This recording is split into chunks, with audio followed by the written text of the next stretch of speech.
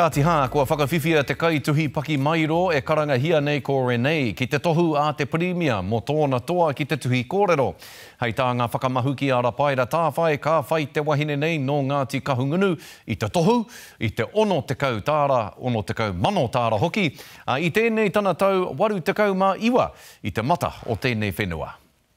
He whetū i te ao whakaari, he oi ka tū ke ki tētahi atamira hou. I feel totally delighted and a little bit surprised, but very, very pleased. Ko tēnei uri o Ngāti Kahungunu tētahi o te hunga kei te whakanuia ki ngā tohu a te premia mo te hunga tuhituhi.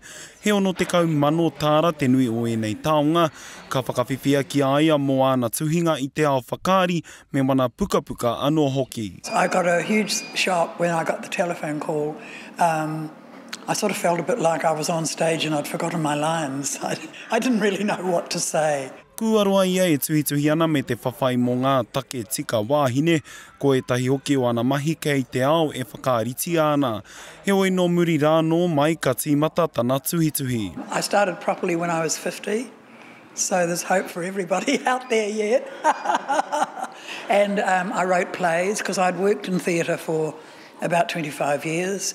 And then I decided the one job I'd done every other job in theatre, and I hadn't ever written a play, so I thought that's what I'll do, and I'll write plays that put women centre stage. Hei tērā tau ka iwa te kau tau tana pakeke, aha kua tērā he nui tonu ana mahi kei mua i te aroaro. I'm writing a crime novel at the moment, and so I have to finish that.